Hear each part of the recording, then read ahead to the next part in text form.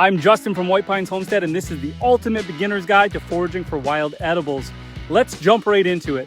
Don't jump! I find the best way to teach you guys where to look for wild edibles is to teach you where not to look first. Let's start here. This is one of the last places I would look for wild edibles, a rocky outcrop such as this. These rocky outcrops present a few problems. One, there's the logistical problem of trying to get up here without breaking an ankle. Two, they're dry as a bone. The rock absorbs heat and doesn't allow for a lot of moisture to stand. And while you might find the odd spruce tip like this or the odd fiddlehead, maybe a blueberry bush, they are not an ideal spot to find choice edibles. So I would say avoid rocky outcrops like this. The next area I would avoid are the corridors created by underground gas lines and power lines. While you will find berries in this area, that was a good catch, the problem is that they use herbicides like glyphosate to keep the brush down. They don't come through here with a lawnmower. You see, you will find berries here. Animals will travel through these corridors, and in their poop, there will be seeds, and the birds like to sit up on the hydro poles. Again, seeds. Because the high density of animal travel, the seeds being defecated, and the low competition due to the glyphosates, berries will form here, but they are absorbing that glyphosate and passing it on to you. So this is a two-part one. I would say don't come here to harvest, and also be wary of roadside vendors who are selling berries in a bucket. Hey you! You want to buy some berries? Totally not poisonous. $10 a bucket. Next, I want to introduce you to the 30-foot rule. Stay at least 30 to 50 feet off of a paved roadway. The reason for that is lead particles, brake dust, exhaust, and potentially chemical spills can find their way into the roadsides and contaminate the land for years to come. So it's best to stay back 30 to 50 feet. And this one's a little more obvious, but low-lying wetlands like this drown out any edible forage. While some trees can grow in this, not the edible kind I like. Next, we want to avoid using private property without express permission. While the sign behind me is self-explanatory for this one, you don't want to incur the wrath of an old man with a shotgun and nothing left to live for except his land. Next, we want to avoid these young juvenile forests because they create a thing I like to call the competition clause. If there's anything you're going to take away from this video, I want it to be the competition clause. In a young juvenile forest like this, there is so much competition for sun and moisture that it's going to make spotting fruiting bodies nearly impossible.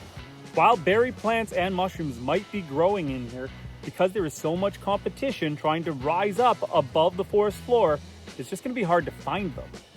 And that's going to lead us into the three areas I would look for mushrooms. Areas that have low competition. We're talking mature forests, forests that have recently had a forest fire, and open fields and pastures. Let's start with fields and pastures.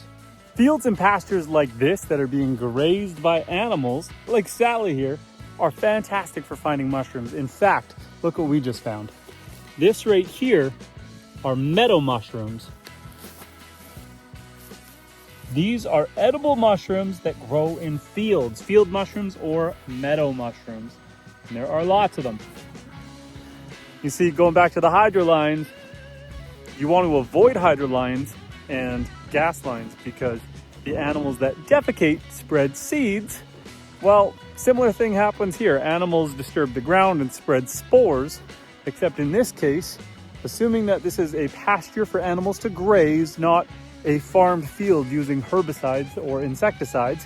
This is a grazed pasture, meaning free of chemicals. There's little Miss Sally here. She don't want chemicals. I don't want to give her chemicals. So this land here, perfect for finding mushrooms. Again, remember the grumpy old man with a shotgun. If you're going to go to a pasture field, get permission first. Next, I want to talk to you about the golden shower rule. And it might not be what you're thinking. This rule is going to state that days 2 to 7 are prime mushroom time. You see, the fruiting bodies appear like magic or a gift from God just after a rainfall event. And they're very short-lived. So for those 2 to 7 days, the mushrooms are going to pop up and disappear almost as fast as they appeared. Let's talk about forests that have recently had a forest fire within the last year or two.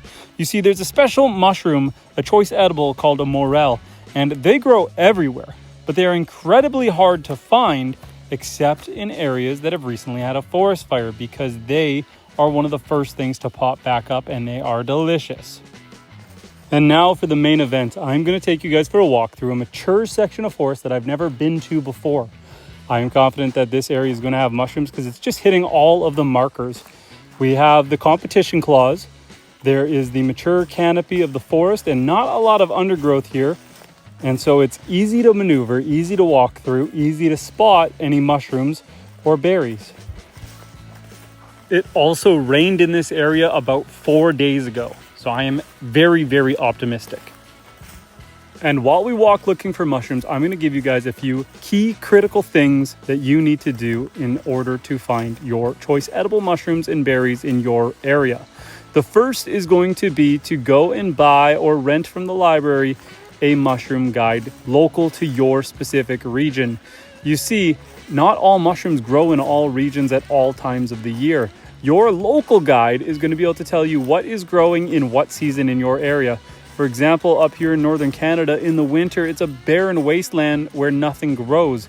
And as such, I wouldn't expect to find, let's say, chanterelles in the middle of my winter. But maybe that's the perfect time of year for you guys. We've got a few mushrooms, not the right kind. I don't like that bright orange. We are hunting right now for lobster mushrooms or chanterelles, but we're in the right area. We are starting to see some mushrooms. So consult your local mushroom guides. That's also going to help identify mushrooms. If you are unsure what the mushroom is, you might be thinking it's an edible mushroom, but maybe that edible mushroom is not in your area and you're finding a poison lookalike. Maybe you think you've got a poison lookalike, not the real thing, but maybe the poison lookalike doesn't even grow in your area. The local guides are going to be very, very, very useful. This is a juvenile, and I see some others. We got some chanterelles here, so let's keep looking here. Here is another one. We are in prime gold chanterelle territory. Booyah. Now, I also want to talk to you guys about Facebook groups. Facebook groups are fantastic for finding mushrooms. See this chanterelle? It's got the white inside, orange outside, waxy gills. Now, when it comes to Facebook groups, they are going to be key for helping you identify when a mushroom is in season. If you go to your local Facebook page for your region and find the foragers section, you are going to then be able to see what other people are posting. And if other people are posting chanterelles, then you know chanterelles are growing in your area. So get out there and get after it. Another thing to keep in mind when it comes to mushrooms is that the mycelium is the actual plant that grows below the surface of the soil. The mushrooms are just the fruiting body. Think of them like the blueberries or the raspberries on a bush. And so if you find one, you are likely to find a lot more in the area. You know, you don't generally go to a blueberry bush and only find one blueberry. And so it is a good idea when you find one of a specific mushroom to keep looking in the area, because you're probably going to find more. And if you don't, come back the next day or the day after. Like I said with the golden shower rule, it is a short lifespan of mushrooms. So they might not have popped up yet, or you might be a little too late.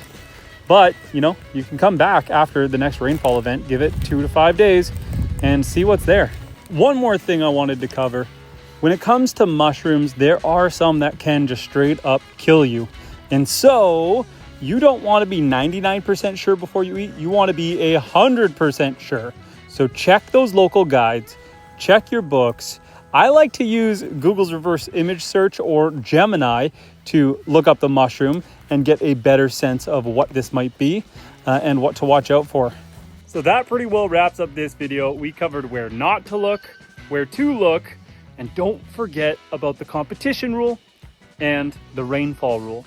Guys, until next time, subscribe, like the video, like the channel, check out our other content. And if you want to learn more about specific mushrooms, scroll through our foraging playlist. We've got a lot of content out here. If you want to see more of these animals that are behind me, the dogs, the goats, the donkeys, the cows, etc., you know, join us on our journey. Welcome to White Pines Homestead. Hope you guys learned something today, and take care.